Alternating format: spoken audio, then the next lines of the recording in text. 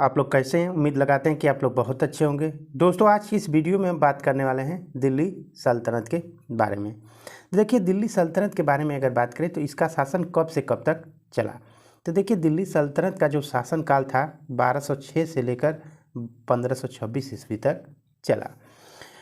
उसके बाद में बात करते हैं कि दिल्ली सल्तनत के अंतर्गत 1206 से 1526 तक इतिहास का अध्ययन किया जाता है। इन 320 वर्षों के इतिहास में 5 वंशों ने शासन किया। देखिए, 5 वंश कौन कौन से हैं। तो पहला गुलाम वंश 1206 से 1290 के मध्य चला। फिर उसके बाद में खिलजी वंश 1290 से 1320। उसके बाद में तुगलक वंश 1320 से 1414 तक। और उसके बाद में सैयद वंश जो कि चौथा वंश था दिल्ली सल्तनत का, 1414 से लेकर 1451 तक चला। उसके बाद में दिल्ली सल्तनत का जो लास्ट वंशज है वो लोधी वंशज था, जो कि 1451 से लेकर 1526 ईस्वी तक शासन किया। तो चलिए आगे देखते हैं।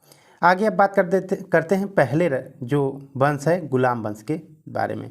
तो देखिए, पहला जो वंश है गुलाम वंश के बारे में अगर बात करें तो गुलाम वंश कब से कब तक चला, 1206 से 1290 के मध्य।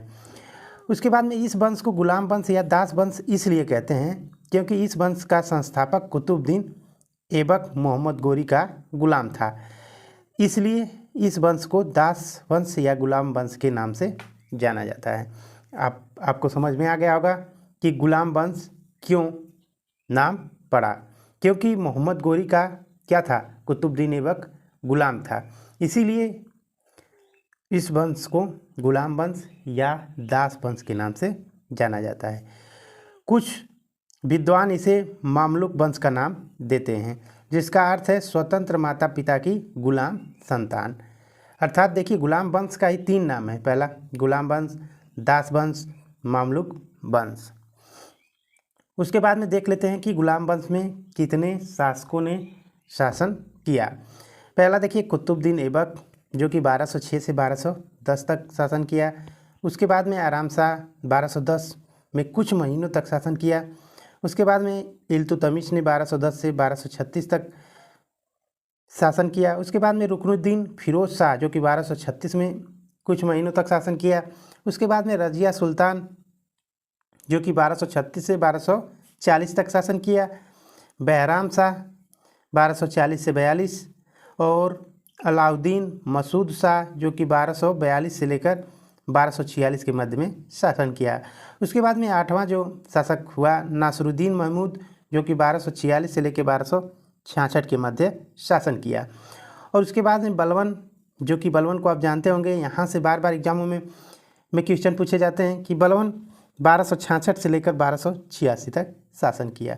उसके बाद में जो 10वां शासक था कैकुवाद जो कि 1286 से लेकर 1290 के मध्य में शासन किया। उसके बाद में गुलाम वंश का जो अंतिम शासक था शमसुद्दीन क्यूमर्स जो कि 1290 में शासन किया। अर्थात ये जो शमसुद्दीन है क्यूमर्स 1210 में इसकी हत्या करके किस वंश की शुरुआत होगी, तो खिलजी वंश की होगी। तो चलिए, इसमें जो महत्वपूर्ण प्रश्न जहाँ से बनते हैं एग्जामों में उस टॉपिक को हम कवर करते हैं। जैसे मान लीजिए एग्जामों में बार बार कुतुबुद्दीन ऐबक, इल्तुतमिश, रजिया सुल्तान और बलवन के बाद लास्ट शासक शमसुद्दीन क्यूमर्स, यही जो 5 शासक हैं यहीं से बार बार एग्जामों में क्वेश्चन पूछे जाते हैं। अर्थात इन 5 से 6 शासकों के बारे में आप अध्ययन कर लीजिए और यहीं से बार बार किसी भी एग्जामों में बार बार क्वेश्चन बनने की संभावना बनी रहती है। चलिए आगे बात करते हैं कुतुबुद्दीन ऐबक के बारे में। देखिए, कुतुबुद्दीन ऐबक की अगर बात करें तो कुतुबुद्दीन ऐबक दिल्ली सल्तनत का क्या था, पहला सुल्तान था। इसी को ही दिल्ली गुलाम वंश का संस्थापक कहा जाता है। अर्थात अगर मान लीजिए एग्जामों में पूछे कि गुलाम वंश का संस्थापक कौन था, तो कुतुबुद्दीन ऐबक था।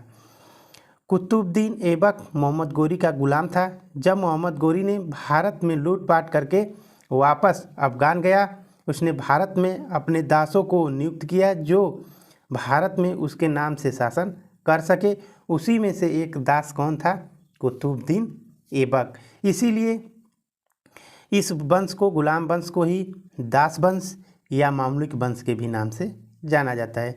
अब उसके राज्यारोहण की अगर बात करें तो मोहम्मद गोरी की मृत्यु के बाद 25 जून 1206 ईस्वी को कुतुबुद्दीन ऐबक का राज्याभिषेक लाहौर में हुआ। उसने लाहौर को अपनी राजधानी बनाया। देखिए, कुतुबुद्दीन ऐबक ने अपनी राजधानी कहाँ बनाया? लाहौर को बनाया। और यहीं पे इसका क्या हुआ था? राज्याभिषेक हुआ था। कब हुआ था? 25 जून 1206 ईस्वी को। उसके बाद में जब यह स्वतंत्र शासक बना तब यह दास्ता से मुक्त नहीं था, इसलिए इसने सुल्तान की उपाधि धारण नहीं की, बल्कि मलिक या सिपह सलार की उपाधि के साथ अपना शासन किया। उसके बाद में कुतुबुद्दीन ऐबक की कुछ उपाधियां और कुछ दरबारी विद्वान के बारे में बात कर लेते हैं, जहां से क्वेश्चन बार बार एग्जामों में पूछे जाने की संभावना बनी रहती है। देखिए, ऐबक की उपाधियों की अगर बात करें तो लखता या लाख भक्स के नाम से भी जाना जाता है। इसी को हातिम ताई के नाम से भी जाना जाता है। और इनकी जो उपाधि थी कुरान ख्वां, इसकी एक अन्य उपाधि थी। देखिए, यही 3 उपाधियां थीं। उसके बाद में ऐबक के कुछ दरबारी कवि की अगर बात करें तो हसन निजामी और फ़ख ए मुदब्बिर, ये कुतुबुद्दीन ऐबक के दरबारी विद्वान थे। उसके बाद में कुतुबुद्दीन ऐबक के कुछ महत्वपूर्ण इमारतों के निर्माण की अगर बात करें कि कौन कौन सी मीनारों का कुतुबुद्दीन ऐबक ने निर्माण करवाया, तो देखिए, कुतुब मीनार का नाम सूफी संत ख्वाजा कुतुबुद्दीन बख्तियार काकी के नाम पर रखा गया था। तो देखिए, बार बार एग्जाम में पूछता है कि बताइए कि कुतुब मीनार का नाम किस सूफी संत के नाम पर रखा गया है, अर्थात कुतुब मीनार का नाम किस के नाम पर रखा गया। तो किसके नाम पर? ख्वाजा कुतुबुद्दीन बख्तियार काकी जो थे उन्हीं के नाम पर रखा गया था। वह एक क्या थे? सूफी संत थे। इसके लिए आधारशिला की अगर बात करें तो कुतुबुद्दीन ऐबक द्वारा रखी गई, लेकिन इसे पूरा किसने करवाया? इल्तुतमिश ने करवाया। देखिए, पहले कुतुब मीनार की नींव किसने रखी? तो कुतुबुद्दीन ऐबक ने रखी थी। और इसका नाम किसके नाम पर रखा गया था? जो एक सूफी संत थे ख्वाजा कुतुबुद्दीन बख्तियार काकी, उन्हीं के नाम पर कुतुब मीनार का नाम रखा गया था। और इसको पूर्ण किसने करवाया? इल्तुतमिश ने। कुतुब मीनार की 2 मंजिलों का निर्माण। देखिए, कुतुब मीनार में आप देख रहे हैं कि जो प्रथम अर्थात नीचे से जो 2 मंजिल हैं उसका निर्माण किसने करवाया? कुतुबुद्दीन ऐबक ने। जबकि शेष जो 3 मंजिल दिखाई दे रही हैं ऊपर की, उसका निर्माण किसने करवाया? इल्तुतमिश ने पूरा किया। और इस मीनार के सिर पर बिजली गिर जाने के कारण, ये जो ऊपर का टेल है इस पर बिजली गिर गई एक बार, तो बिजली गिर जाने के कारण शीर्ष का पुनर्निर्माण की अगर बात करें तो फिरोज शाह तुगलक ने करवाया। तो देखिए, यहाँ से 3 प्रकार के क्वेश्चन पूछे जाएंगे। पहला, कुतुब मीनार की नींव किसने रखा और 2 मंजिलों तक का निर्माण किसने करवाया? तो कुतुबुद्दीन ऐबक ने करवाया। उसके बाद में ऊपर की जो शेष 3 मंजिलें थी उसका निर्माण किसने करवाया? इल्तुतमिश ने करवाया। और उसके बाद एक बार बिजली गिर जाने के कारण जब इसका ऊपर का सिरा क्षतिग्रस्त हो गया तो उसका पुनर्निर्माण किसने करवाया? तो फिरोज शाह तुगलक ने करवाया। चलिए आगे बात करते हैं कुतुबुद्दीन ऐबक द्वारा कुछ निर्माण किए गए इमारतों के नाम।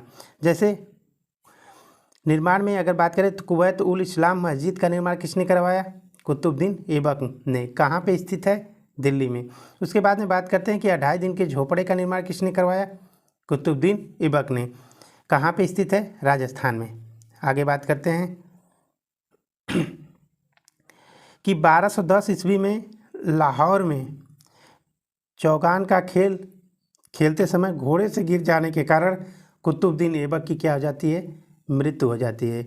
उसके बाद में कुतुबुद्दीन ऐबक की मृत्यु के बाद उसके पुत्र आराम शाह को लाहौर की गद्दी पर बैठा दिया जाता है, जो कि एक अयोग्य शासक था। इसने केवल 8 महीने तक शासन किया और 1211 ईस्वी में इल्तुतमिश ने इसे हटाकर खुद शासक बन गया। अर्थात आराम शाह के बाद कौन शासक बना? इल्तुतमिश। तो चलिए इल्तुतमिश के बारे में बात कर लेते हैं। तो देखिए, आराम शाह को गद्दी से हटाने के बाद इल्तुतमिश अगला शासक बना। वह कुतुबुद्दीन ऐबक का दामाद और गुलाम था। जो कि कुतुबुद्दीन ऐबक के समय बदायूं का सूबेदार था। इल्तुतमिश ने दिल्ली को अपनी राजधानी बनाया। तो देखिए कुतुबुद्दीन ऐबक के समय राजधानी कहाँ थी? लाहौर थी। उसके बाद में अब लाहौर से राजधानी कहाँ कर देगा? दिल्ली। अर्थात लाहौर से राजधानी किसने चेंज किया? तो इल्तुतमिश ने किया। उसके बाद में इल्तुतमिश ने बगदाद के खलीफा से सुल्तान की उपाधि धारण की, इसलिए इसे दिल्ली सल्तनत का वास्तविक संस्थापक माना जाता है। तो देखिए दिल्ली सल्तनत का अगर वास्तविक संस्थापक की अगर बात करें तो किसे कहा जाता है? इल्तुतमिश को कहा जाता है। इसने क्या किया? सुल्तान की उपाधि धारण की। उसके बाद में जब मंगोल आक्रमणकारी चंगेज खां ने जलालुद्दीन मांगवरनी पर आक्रमण किया था, तब जलालुद्दीन मांगवरनी ने इल्तुतमिश से शरण मांगी तो इसने शरण देने से मना कर दिया और चंगेज खां से आक्रमण से अपनी रक्षा की। आगे बात करते हैं कि इसने सल्तनत काल के 3 महत्वपूर्ण अंग जैसे इक्ता, सेना और मुद्रा प्रणाली का गठन किया। तो देखिए इक्ता प्रणाली की अगर बात करें तो धन के स्थान पर वेतन के रूप में भूमि प्रदान करना, इसी को कहा गया इक्ता प्रणाली कही गई। उसके बाद सेना की अगर बात करें तो इल्तुतमिश ने 40 तुर्क सरदारों का एक सलाहकार परिषद बनाया, जिसे तुर्क ए चिलमानी या दल चालीसा के नाम से जाना जाता था। इल्तुतमिश द्वारा प्रचलित कुछ सिक्के की अगर बात करें तो पहला टका या चांदी का सिक्का हुआ करता था। उसके बाद में जीतल की अगर बात करें तो यह तांबे का सिक्का था। तांबे और चांदी दोनों का मिक्सचर था, जिसमें इन दोनों का मिश्रण 1:48 के अनुपात में हुआ करता था। आगे बात करते हैं कि इल्तुतमिश की प्रमुख विजय की अगर बात करें तो देखिए 1215 ईस्वी में तराई की तृतीय युद्ध में ताजुद्दीन इल्दौज को पराजित किया। उसके बाद में 1217 ईस्वी की अगर बात करें मंसूरा के युद्ध में नासरुद्दीन कुआचा को पराजित किया। उसके बाद में 1226 ईस्वी में बंगाल विजय के शासक गयासुद्दीन को पराजित किया। 1227 ईस्वी की अगर बात करें तो सिंध एवं मुल्तान विजय नसरुद्दीन कुआचा को पराजित किया। 1226 से 1231 के मध्य की अगर बात करें तो राजपूत पर विजय प्राप्त की और 1235 में पंजाब के खोखरों पर विजय प्राप्त की। यही इल्तुतमिश की प्रमुख विजय थी। इल्तुतमिश ने न्याय मांगने के लिए लाल वस्त्र पहनने की परंपरा को चलाया। तो देखिए बार बार क्वेश्चन पूछता है कि बताइए कि लाल वस्त्र पहनने की अर्थात न्याय मांगने के लिए लाल वस्त्र पहनने की परंपरा किसने चलाई? इल्तुतमिश ने चलाई। तो 1236 ईस्वी में इल्तुतमिश की क्या हो जाती है? मृत्यु हो जाती है और उसने अपने जीवन काल में ही रजिया को सुल्तान के रूप में अपना उत्तराधिकारी नियुक्त कर दिया था। अर्थात 1236 में कौन शासक बनेगी? तो रजिया सुल्तान बनेगी। इल्तुतमिश की मृत्यु के बाद 40 सरदारों ने रजिया को शासक ना बनाकर रुकनुद्दीन फिरोज शाह को सुल्तान बना दिया, जो कि इल्तुतमिश का सबसे छोटा बेटा था। रजिया ने न्याय के लिए लाल वस्त्र पहनकर जुम्मे के दिन मस्जिद के आगे जनता के बीच पहुंची और न्याय की मांग की, तो जनता के हस्तक्षेप के बाद रजिया को शासिका बना दिया जाता है। उसके बाद में बात करते हैं रजिया सुल्तान के बारे में एक दृष्टि। देखिए रजिया सुल्तान की अगर बात करें तो दिल्ली की प्रथम और अंतिम महिला सुल्तान कौन थी? रजिया सुल्तान थी। रजिया ने जमालुद्दीन याकूब को प्रोन्नत करके अमीर आखुर को अश्वशाला का प्रधान नियुक्त किया। उसके बाद में बात करते हैं कि रजिया तबर हिंद के सूबेदार अल्तुनिया से पराजित हुई और अंततः दोनों में विवाह कर लिया। अर्थात रजिया सुल्तान जो कि तबर हिंद के जो शासक थे अल्तुनिया से क्या हो गई? पराजित हो गई और अंत में दोनों के बीच विवाह हो गया।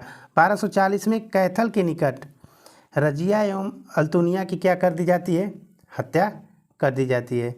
उसके बाद में बात करते हैं कि इल्तुतमिश के जो कुछ उत्तराधिकारी हैं, जैसे रुकनुद्दीन फिरोज शाह जो कि 1236 में शासक किया, ये किसके पुत्र थे? तो इल्तुतमिश के पुत्र थे। रजिया की अगर बात करें तो रजिया इल्तुतमिश की पुत्री थी। बहराम शाह की अगर बात करें तो इल्तुतमिश का पुत्र था।